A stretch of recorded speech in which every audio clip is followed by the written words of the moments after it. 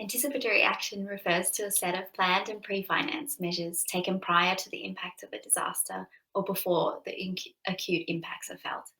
It systematically links early warnings and utilises a predetermined trigger point, such as water levels of a river in the case of flooding, to then initiate pre-agreed actions designed to protect communities. It is really aimed at reducing or mitigating the impact of hazards and then enhancing post-disaster response. This focus on acting before a hazard occurs is particularly conducive to increasing support for activities focused on gender-based violence prevention and ensuring integration of GBV risk mitigation measures from the outset. For example, anticipating and reducing the cascade of GBV risk factors that accompany a disaster through the pre-emergency distribution of cash or vouchers.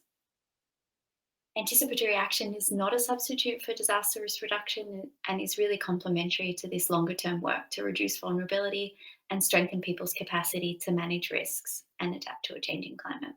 Anticipatory action is unlikely to completely eliminate the need for a post-disaster response, and really the intention is to build upon good disaster risk reduction and preparedness work. It's important to remember that an anticipatory action approach is really distinguished by a process, the setting of triggers and pre-agreed activities, and then the timing for these initiating these actions.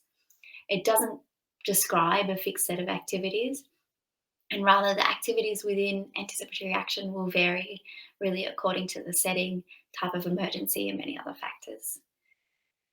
As well, it's likely that none of these actions will be completely novel or unique, and they'll really draw from strategies used during other phases of humanitarian action.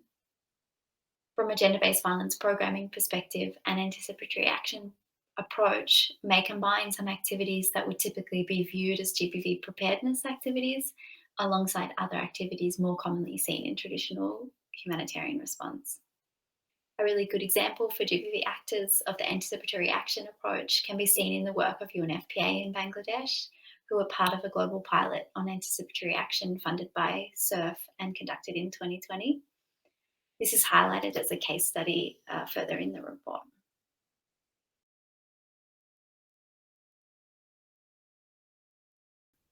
Anticipatory action as an approach has largely been applied to contexts of natural hazards, and particularly climate-related hazards such as drought and floods.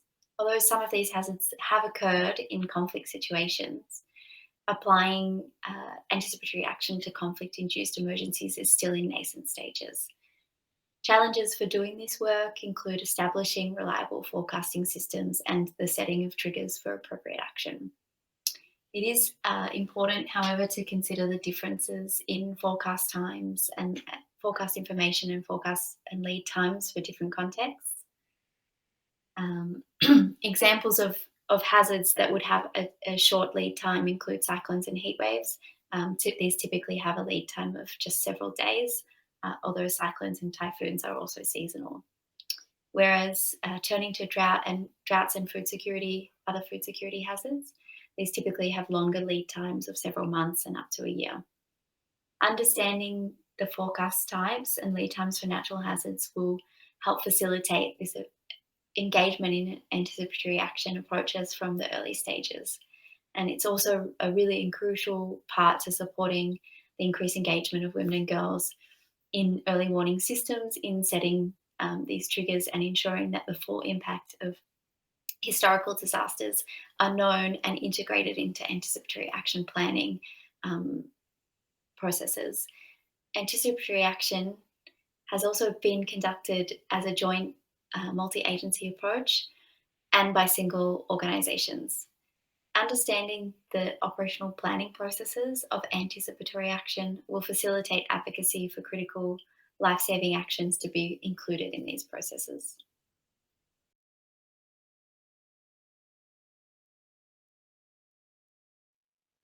The report starts out by providing some summary information on what an anticipatory action approach is. It includes some information on the different approaches depending on hazard type and the typical lead times for hazards. It looks at the differences between disaster risk reduction and anticipatory action, and how anticipatory action really needs to build on good preparedness work. The report then moves to looking at the emerging evidence base on anticipatory action approaches that have been applied around the world. It includes some information on return on investment and then looks at the documented impact at the household level. Finally, the report then turns to examining good practices for integrating GBV and anticipatory action approaches. The report provides some considerations for GBV programming, touches on the important role of GBV coordinators in facilitating anticipatory action approaches, and briefly provides some considerations for promoting the integration of GBV risk mitigation measures. The report ends by looking at some considerations for the GBV sector moving forward, providing a non-exhaustive list of some issues to consider when undertaking anticipatory action work.